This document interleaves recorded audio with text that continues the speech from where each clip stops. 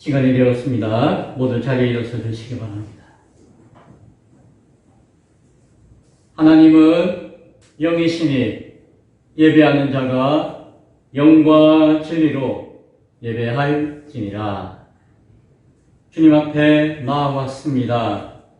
우리의 예배드림에 몸과 마음과 모든 정성을 주께서 받으시고 혹 연약한 우리의 모습을 정결케 하는 복된 시간 되어지도록 도와주옵소서.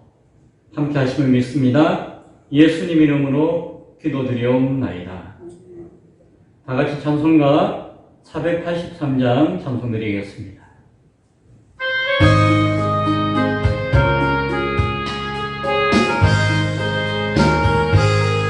구름 같은 이 세상 모든 부귀 영광 나는 분포와 같이 내어버리고서 오직 천국의 복을 사모하며 사니 구원받은 내 이름 기억하옵소서. 그가 나의 이름 보좌 앞에 놓인 어린 양 생명책에 기록하옵소서. 주여 보배 피로써 모든 죄 씻으사 나의 부정한 것을 씻어 맑히소서. 흰눈보다 더 희게 죄를 씻었으니 구원받은 내 이름 기록하옵소서. 주가 나의 이름 보좌 앞에 놓인 어린 양 생명책에 기록하옵소서. 죄가 하나도 없고 아무 병도 없는 영광없고도 밝은 천국 올라가서 주와 함께 그곳에 길이 살겠으니 이런 소망의 삶은 참된 행복이라. 주가 나의 이름 보좌 앞에 놓인 어린 양 생명책에 기록하옵소서. 아멘. 다 함께 사도신경으로 신앙 고백 드리겠습니다. 전능하사 천지를 만드신 하나님 아버지를 내가 믿사오며 그 외아들 우리 주 예수 그리스도를 믿사오니 이는 성령을 잉태하사 동정녀 마리아에게 나시고 본디오 빌라도에게 고난을 받으사 십자가에 못 박혀 죽으시고 장사한 지 사흘 만에 죽은 자 가운데서 다시 살아나시며 하늘에 오르사 전능하신 하나님 우편에 앉아 계시다가 저리로서 산 자와 죽은 자를 심판하러 오시리라. 성령을 믿사오며 거룩한 공회와 성도가 서로 교통하는 것과 죄를 사하여 주시는 것과 몸이 다시 사는 것과 영원히 사는 것을 믿사옵나이다. 아멘. 모두 자리에 앉아주시기 바랍니다. 찬송가 441장 함께 찬양드리겠습니다.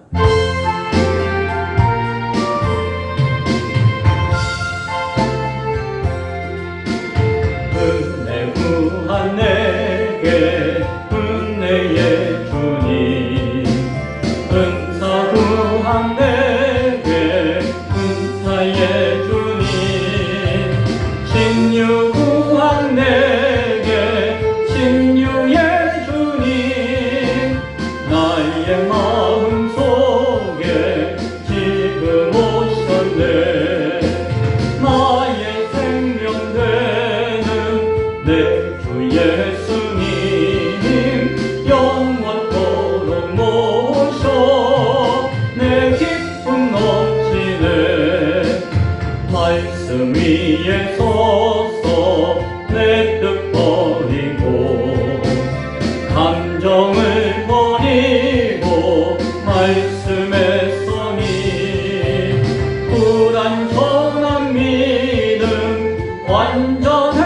온전해지고 내가 이제부터 그만 붙드네.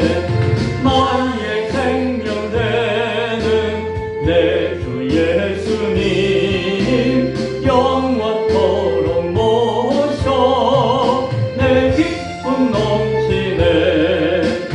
나의 모든 욕심 던져버리고 내가 염려하며 계획하던 것 믿고 기도하며 주께 맡기고 주의 뜻을 따라 살기 원하네.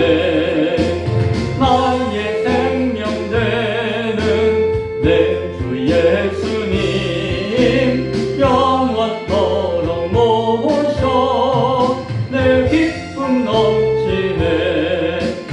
믿음으로 닻을 주께 던지고 끊임없이 주를 찬송하면서 더는 나를 위해 일해왔으나 이젠 주만 위해 힘써 일하리. 나의 생명 되는 내 주 예수님 영원토록 모셔 내 기쁨 넘치네. 나의 소망 되는 구주 예수님 이 세상에 다시 강림하겠네. 나의 등불 밝혀 손에 들고서 기쁨으로 주를 맞이하겠네. 나의 생명 되는 내 주 예수님 영원토록 모셔 내 기쁨 넘치네. 아멘. 오늘 시간 기도하기 원합니다. 오늘 기도 순서 맡은 정재만 집사님이 몸이 불편해서 못 나오셨어요. 집사님을 위해서 기도해 주시면 감사하겠습니다. 다음 주 기도는 김정목 집사님이 맡아서 해주시기 바랍니다. 이 시간 기도하실 때에 우리 모두가 하나님 앞에 온전한 예배자로 설 수 있도록 우리 몸과 마음을 주님 앞에 정결케 해달라고 이 시간 회개하는 마음으로 기도하기 원합니다. 또한 예배를 통하여서 하나님 말씀을 선포되어질 때에 하나님 말씀을 듣는 우리가 먼저 준비되어지고 동시에 말씀을 전하는 종이나 말씀을 전하는 하나님의 역사하심이 충만하게 이 시간에 온전케 지켜지게 이루어지게 해달라고 기도할 수 있기 바랍니다. 이 자리에 참석하지 못하고 있는 우리 지체들을 기억하면서 그들에게도 동일하게 하나님의 선한 역사가 이루어지게 해달라고 중보하며 함께 기도할 수 있기 바랍니다. 기도하겠습니다. 하나님 감사합니다. 오늘도 청도 지하 가운데 살던 우리가 주님 앞에 거룩한 모습으로 거룩한 예배로 나아가 예배하기 원합니다. 우리의 심령을 우리의 삶의 흔적들을 지워주시고 용서해주시고 새롭게 하여 주옵소서. 날마다 주님 앞에 나아가기 원할 때에 날마다 우리 연약함을 들고 기도하기 원하오며 오늘 이 시간에도 주님 앞에 은혜를 간구합니다. 그 은혜 가운데 우리가 나왔사옵나니 주여 우리를 정결케 하시고 새롭게 하시고 온전케 도와주옵소서. 하나님 예배를 통하여서 주님을 만나게 하여 주옵소서. 무엇보다도 주의 음성을 듣게 하시고 주의 말씀을 통하여서 주의 뜻을 온전히 분별하게 하여 주옵소서. 세상이 혼란스럽습니다. 하나님 어떻게 살아야 할지 혼돈스럽습니다. 그럴 때마다 더욱더 주의 말씀의 진리가 우리에게 필요하옵나니 오늘도 말씀 가운데 그 진리를 듣게 하시고 우리의 삶의 경로를 삶의 방향을 온전히 분별할 수 있는 지혜를 얻게 하여 주옵소서. 이 예배 가운데 우리가 함께 하길 원하오나 이 자리에 함께하지 못하고 있는 지체들이 있습니다. 또한 기쁨의 교회를 기억하며 원근 각처에서 기도하는 가운데 또한 기도하며 말씀을 참여하고 있는 많은 동역자들이 있습니다. 주님 동일하게 그 모든 자들 가운데서도 함께 하시고 역사하시고 주의 은혜와 선한 뜻을 이루어 주옵소서. 이 시간 우리 예배를 통하여서 우리 모두가 하나 되어지게 하시고 한 심령으로 하나 되신 하나님을 온전히 경배하며 섬길 수 있는 귀하고 복된 시간 되어지도록 주여 도와주옵소서. 감사합니다. 예수님 이름으로 기도드리옵나이다. 아멘.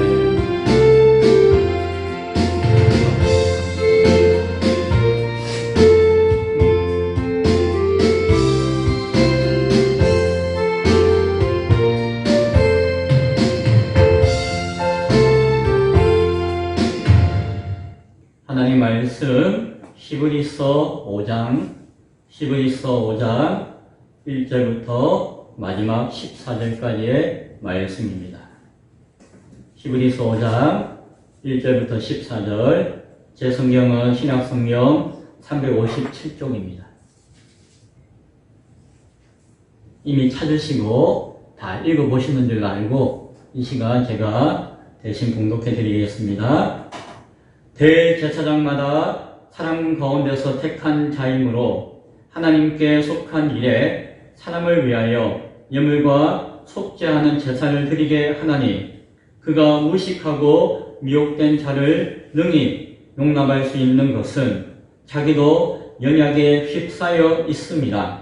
그러므로 백성을 위하여 속죄제를 드림과 같이 또한 자신을 위하여 드리는 것이 마땅하니라. 이 종기는 아무도 스스로 취하지 못하고 오직 아론과 같이 하나님의 부르심을 받은 자라야 할 것입니다. 또한 이와 같이 그리스도께서 대제사장 되심도 스스로 영광을 취하심이 아니요 오직 말씀하신 이가 그에게 이르시되 너는 내 아들이니 내가 오늘 너를 낳았다 하셨고 또한 이와 같이 다른 데서 말씀하시되 내가 영원히 멜기세덱의 판차를 따르는 제사장이라 하셨으니 그는 육체에 계실 때에 자기를 죽음에서 능히 구원하실 이에게 심한 통곡과 눈물로 간구와 소원을 올렸고 그의 경건하심으로 말미암아 들으심을 얻었느니라. 그가 아들이시면서도 받으신 고난으로 순종함을 배워서 온전하게 되셨은즉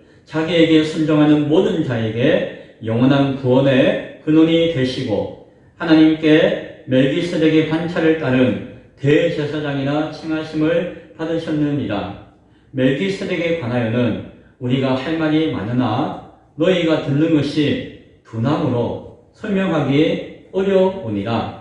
때가 오래되었으므로 너희가 마땅히 선생이 되어 있을 터인데 너희가 다시 하나님의 말씀의 초보에 대하여 누구에게서 가르침을 받아야 할 처지이니 단단한 음식은 못 먹고 젖이나 먹어야 할 자가 되었도다. 이는 젖을 먹는 자마다 어린 아이니 의의 말씀을 경험하지 못한 자요 단단한 음식은 장성한 자의 것이니 그들은 지각을 사용함으로 연단을 받아 선악을 분별하는 자들이니라. 아멘. 이것도 말씀을 중심으로 젖먹이 신앙에서 벗어나야 합니다. 라는 제목으로 말씀의 은혜를 나누겠습니다.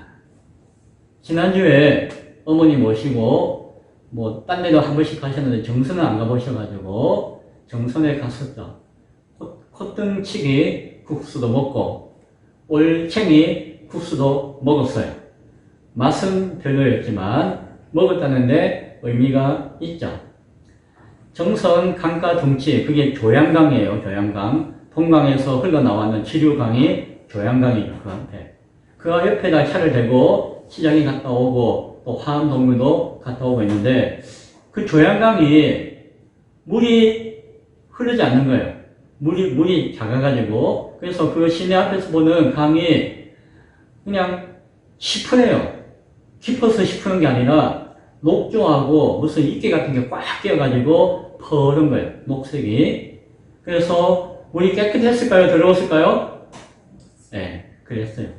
어느 동네 물이 와서 제가 이렇게 하라고 이야기하면 그렇지만 그랬어요. 고인물이 된 거죠. 그러지 않고. 자, 고인물 요즘 이런 이야기 많이 하는데 고인물이 되면 어떻게 됩니까? 그렇죠. 맞아요. 정답. 물이 썩어요. 그렇죠. 물은 흘러야 돼요. 조금이라도 흘러야지 안 썩지. 그냥 고인물, 특히 뜨거운 햇빛 가운데 제가 봤잖아요. 썩어요. 고인물이 되면 썩어요. 우리의 신앙은 생명력이 있죠. 생명력이 있는 이유는 하나님이 살아계시고 하나님이 주시는 말씀이 활력이 있어 생명력이 있는 것이에요. 그래서 하나님을 신앙하고 그 말씀대로 사는 우리의 신앙은 생명력을 가지고 있는 것이에요. 생명력이 있다는 것은 뭐예요? 날마다 변화가 있고 날마다 성숙하고 성장한다는 거예요. 그렇죠.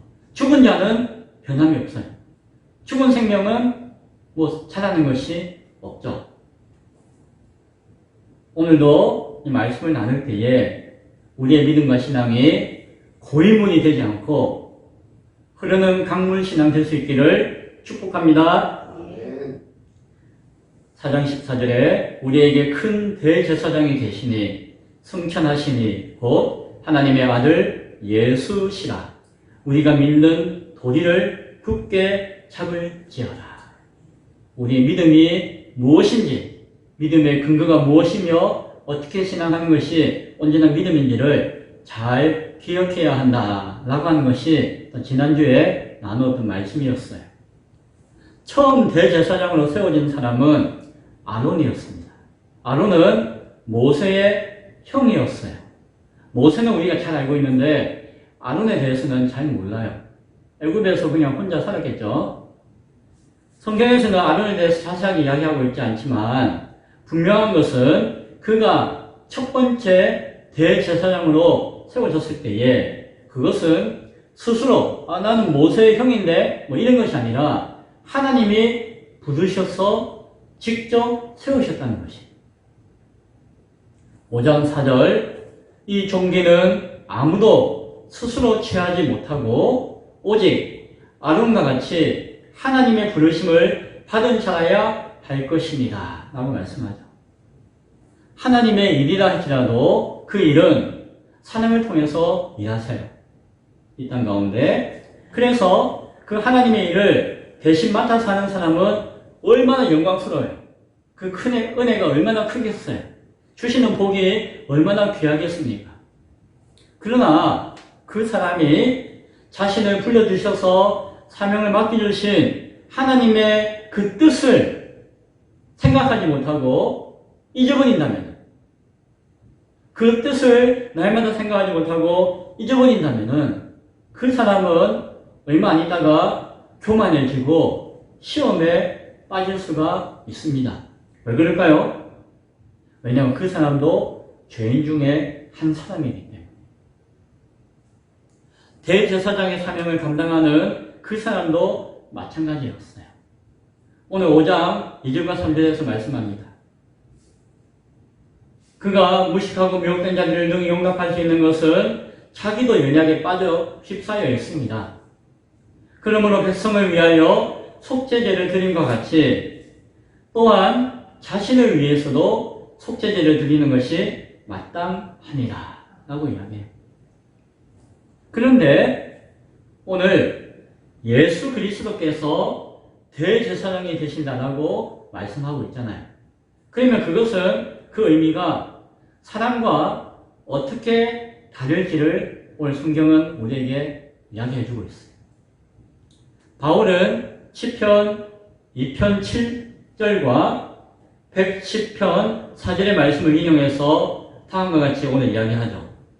오직 말씀하시니가 그에게 이르시되 너는 내 아들이니 내가 오늘 너를 낳았다 하셨고 또한 이와 같이 다른 데서 말씀하시되 내가 영원히 멜기세덱의 반차를 따르는 제사장이라 하셨느니라. 반차는 쉽게 이야기하면 신분이에요. 신분. 그 신분으로 되었다.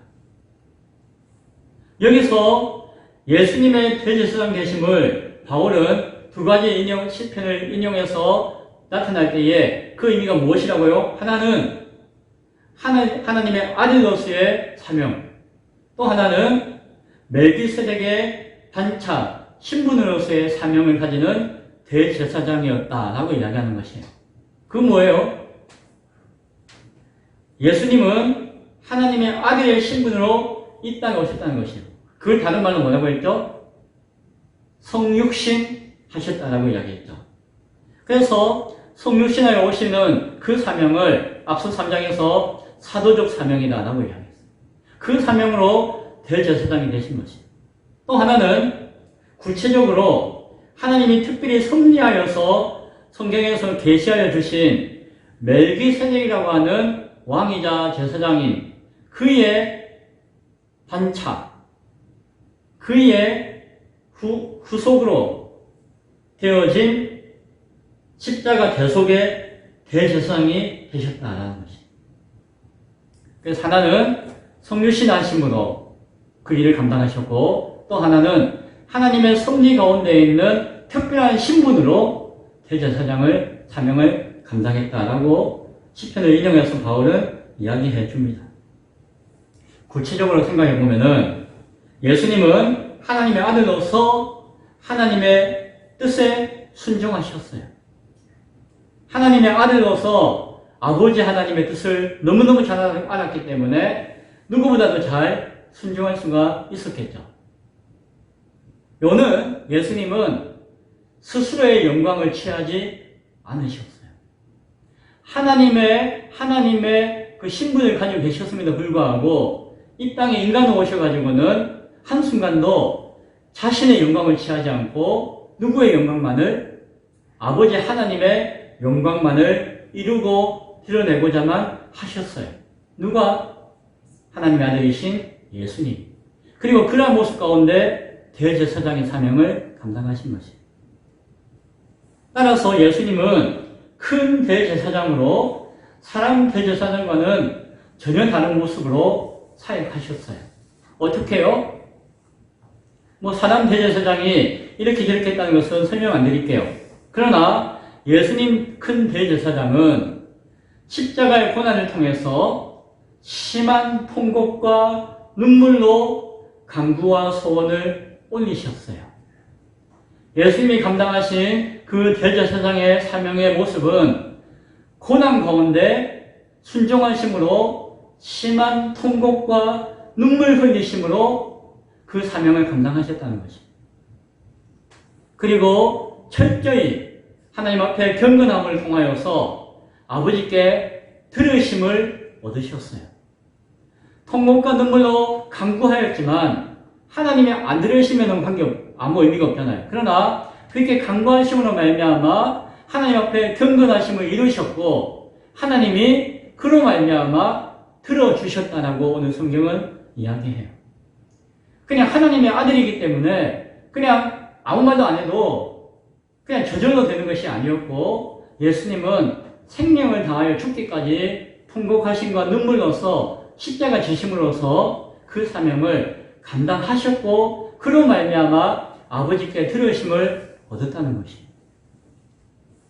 거기에는 철저한 순종과 낮아지심으로 자신을 제물로 드리시기까지 하시는 통곡과 눈물이었다는 것입니다. 그리고 자신의 비전과 자신의 사명과 자신의 사역이 아니라 아버지의 비전과 아버지의 일하심과 아버지의 뜻을 이루시고자 그 모든 것들을 감당하셨어요. 예수님은 아들이셨지만 고난으로 아버지의 뜻을 순종하셨어요. 그로 말미암아 온전한 구원자가 되실 수가 있었던 것입니다. 예수님이 큰 대제사장이 되신다는 것은 바로 이런 의미가 있습니다. 5장 8절에서 10절 말씀이 그것을 이야기해 줘요. 그가 아들이시면서도 받으신 고난으로 순종함을 배워서 온전하게 되셨은즉 자기의 순종하는 모든 자에게 영원한 구원의 근원이 되시고 하나님께 멜기세덱의 반차를 따른 대제사장이라 칭하심을 받으셨느니라. 예수님의 대제사장 되심의 의미는 무엇인지를 잘 기억할 수 있기 바랍니다. 특별히 여기서 눈여겨볼 것은 자기에게 순종하는 모든 자에게 영원한 구원의 근원이 되시고 라고 하는 말씀이에요. 예수님은 고난 당하심으로, 고난 가운데 순종하심으로 온전케 되셨어요. 그 온전케 되었다는 것은 온전한 인간, 온전한 하나님이 되었다는 이야기 아니라 무엇으로? 우리의 구원자로서 온전케 되셨다는 것이. 따라서 우리도 예수님 앞에 죽기까지 순종할 때에 온전한 구원의 근원이신 예수님과 함께 할 수 있다는 것이. 그냥 쉽게 이야기하면은 우리도 죽기까지 예수님께 순종할 때에 우리의 구원이 온전케 되는 것이. 적지 않은 사명자들 가운데, 물론 저도 한때 그랬을 수도 있지만, 하나님이 나에게 사명을 주셨습니다. 하나님이 나에게 꿈과 비전을 주셨습니다. 하나님이 나에게 이 일을 맡기셨습니다. 라고 주장하면서, 실제로는 그것이 자기의 사명이라고 착각하는 경우가 많아요. 하나님의 이름으로 하나님의 비전을 내세우지만 거의 대부분은 결국 자기의 야망과 자기의 꿈을 이루고자 하는 것을 보아요. 그런 경우가 많아요. 이해되시나요? 저도 한때 그랬던 것 같기도 해요. 그것을 스스로 깨닫기는 쉽지 않아요. 그래서 철저히 지속적으로 기도하면서 하나님 앞에 묻고 돌아보며 점검해야 돼요. 교회를 우리가 세우고 또 언젠가는 교회를 새롭게 건축하고 하는 꿈과 비전이 있잖아요.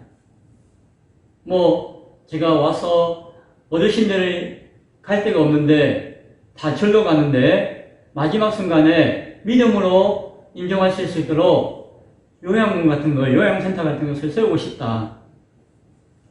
발달장애를 가지고 있는 어린이들이나 아니면 다 절로 가서 배우는 그 어린아이들이 하나님 앞에 삶을, 인격과 신앙을 배우면서 자라날 수 있는 그러한 기관을 만들고 싶다.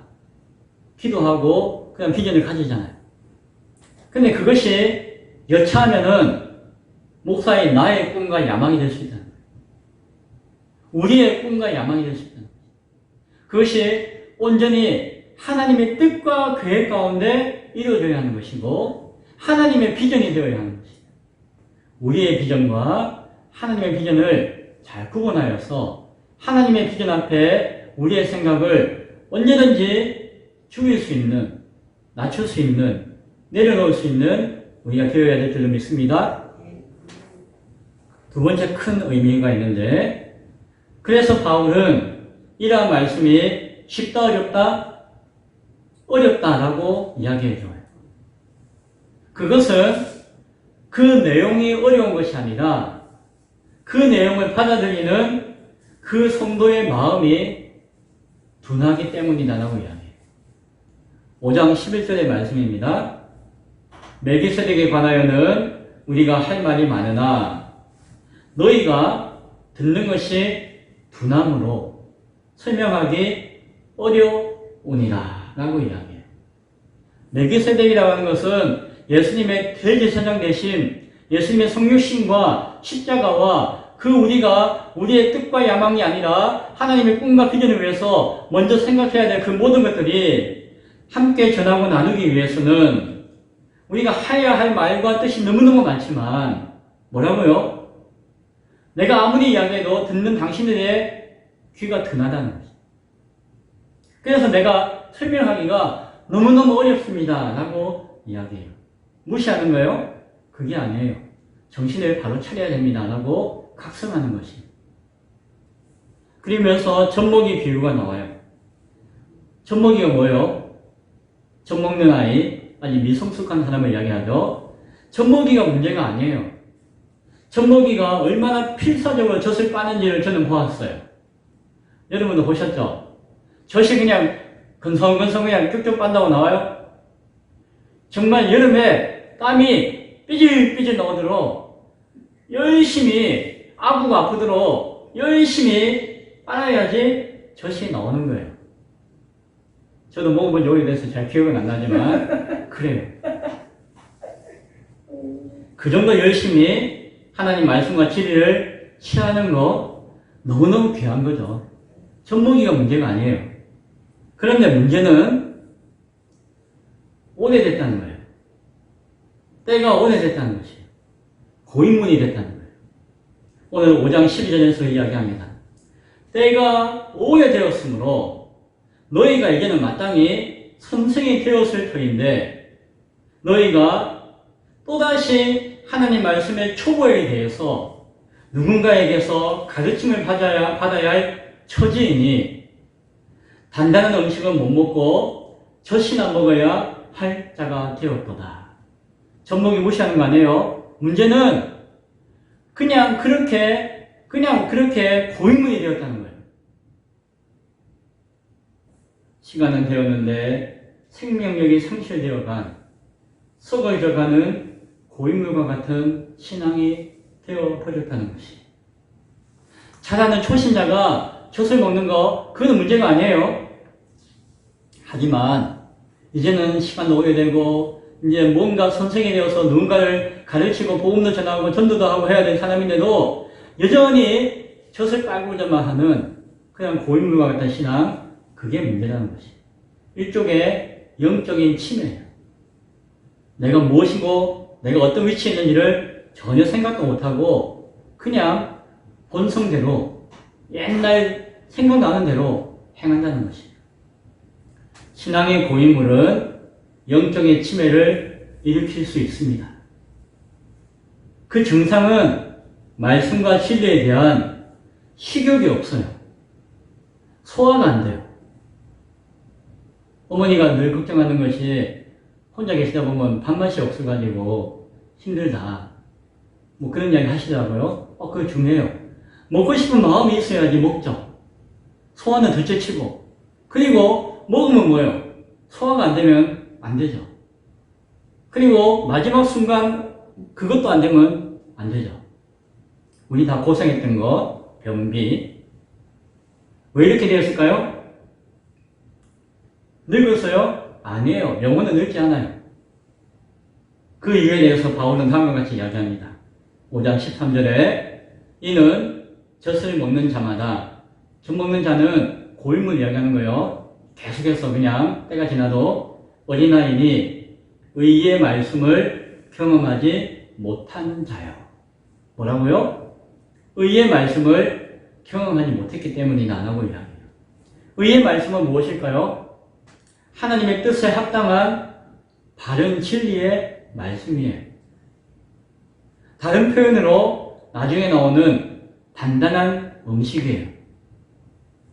먹기는 쉽지 않을 수 있습니다. 정말 꼭꼭꼭 씹어야 되고 부셔야 되고 삼켜야 되는 것이에요. 그리고 소화시키는 데는 충분한 시간도 필요할 수도 있어요. 하지만 그렇게 해가지고 이도 튼튼, 턱 관절도 근육도 발달되어지고 소화효소도 늘 잘 분비되어지고 찌꺼기도 잘 배출되어지는 것, 그래 해야 되는데 늘 젖이나 먹고 유동식이나 마시고 죽이나 먹고 먹기 쉬운 것만 먹으려고 하고 그렇게 고인물이 되어가는 사람, 단단하고 질기고 소화시키기 어려운 음식을 더 이상 먹기 어려운 사람. 그렇죠.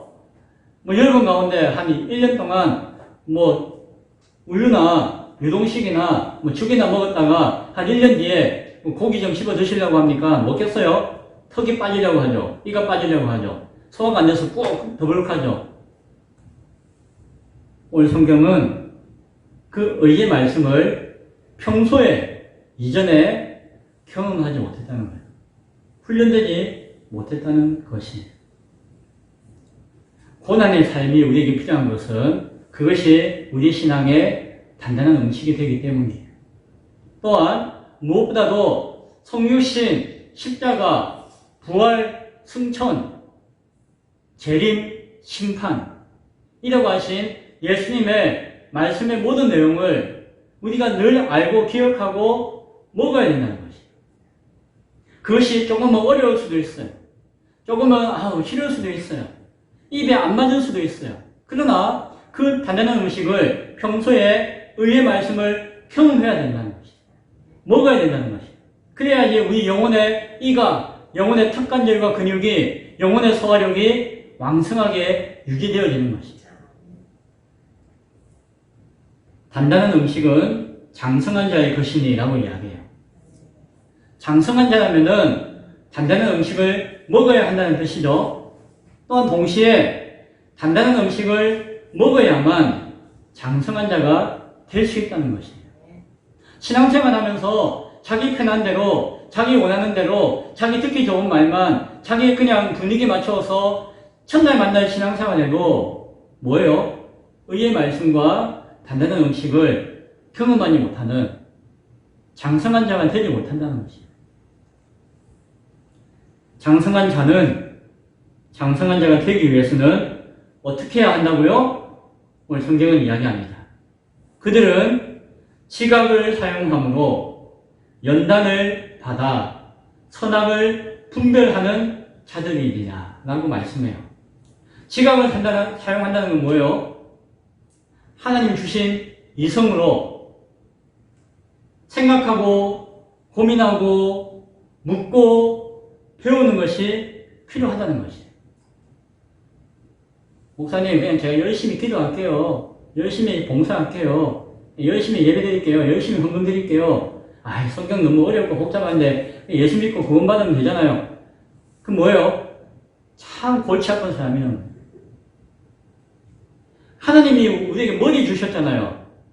그럼 왜 주셨어요? 생각하라. 말씀을 읽고 기억하고 생각하고 묻고 고민하고 하는 것이 뭐예요? 기도예요. 그러면 하나님 응답하시고 깨닫게 하시잖아요. 지각을 사용하라라고 말씀하세요. 또한 연단을 받아라는 것이에요. 그 지각을 사용해서 하는 것들이 쉽지 않아요. 그러나 그것을 통해서 훈련받아야 된다는 거죠. 연단받아야 된다는 거죠.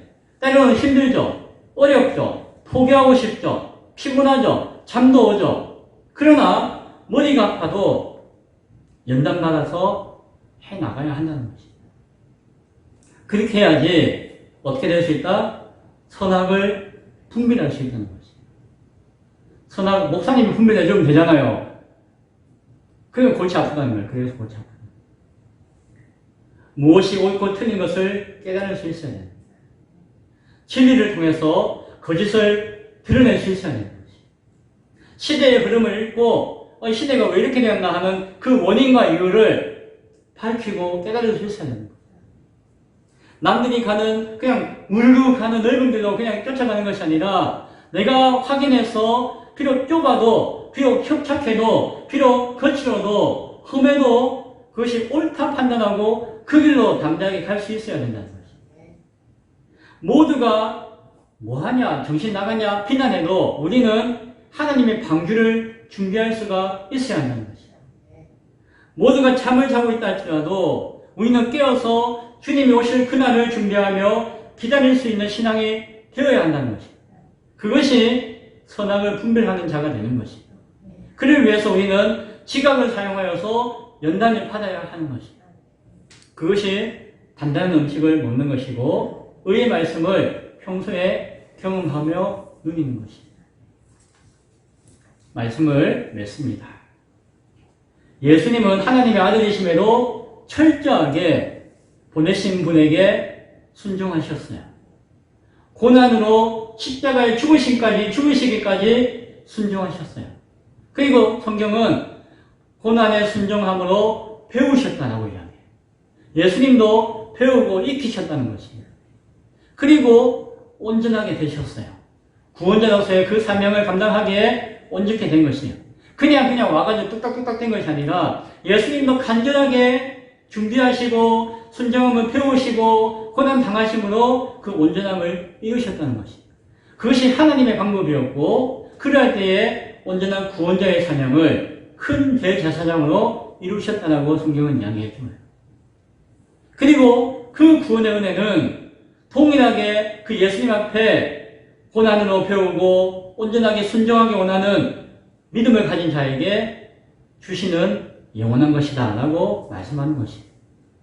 우리의 구원이 하나님의 뜻과 말씀을 예수님을 통해서 온전히 순종하기 위해서 우리는 날마다 예수님의 성육신과 십자가를 생각해야 합니다.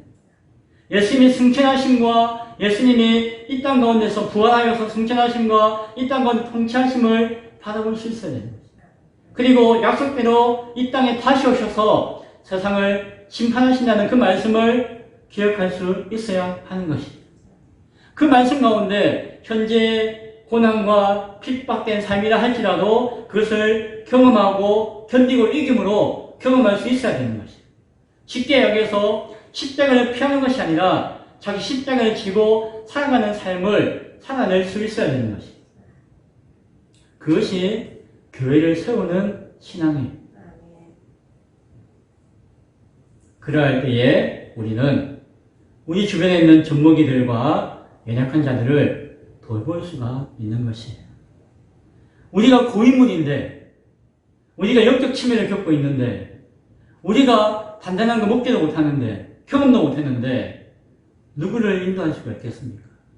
그런 것을 소경이 소경을 인도한다고 하는 것이고, 그거는 둘 다 망하는 것이죠. 오늘도 우리는 하나님 앞에 지각을 사용할 수 있기 바랍니다. 연단을 받을 수 있기 바랍니다. 그래야 선악을 분별할 수 있는 모두가 될 수 있기를 소원합니다. 그래서 혼란스럽고 어지러운 이 시대 가운데 말씀으로 세상을 이기는 교회와 성도가 될 수 있기를 간절히 축원드립니다. 기도하겠습니다. 하나님, 오늘날 교회가 젖먹이로 가득한 요한과 같지 않습니까? 단단한 음식을 먹고 전하며 세상을 이기고 준비해야 될, 주님 다시 오실 그날을 준비해야 될 장성한 자들이 부족하고 있지는 않습니까? 오늘 이 시간 말씀을 잘 듣고 깨달아서 기쁨의 교회와 함께하는 모든 성도들이 장성한 자 되어지게 도와 주옵소서. 지각을 사용하여서 연단을 받고 선악을 분별할 수 있는 자들이 우리 가운데 나타날 수 있도록, 우리 가운데 세워질 수 있도록, 우리가 되어질 수 있도록 축복하여 주옵소서. 세상을 이기고 세상을 구하고 세상의 소망의 역할을 감당할 수 있는 우리가 되어지도록 하여 주옵소서. 예수님 이름으로 기도드리옵나이다. 아멘. 다같이 찬송가 357장 찬양하며 준비한 헌금 하나님께 드리겠습니다.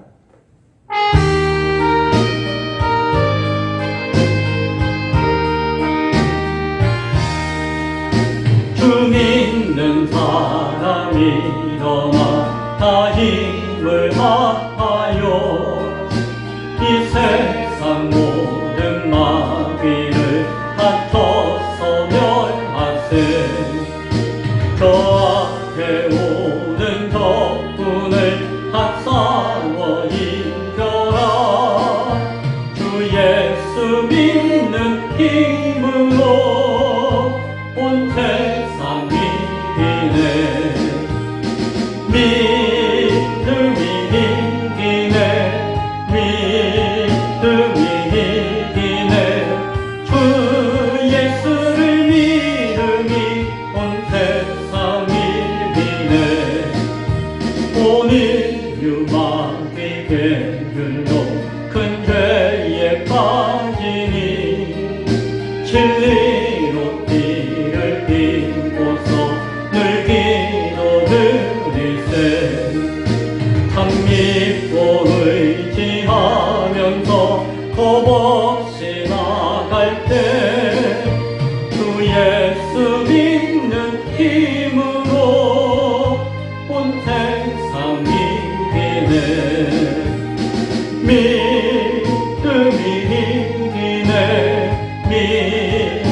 이기네. 주 예수를 믿음이 온 세상 이기네.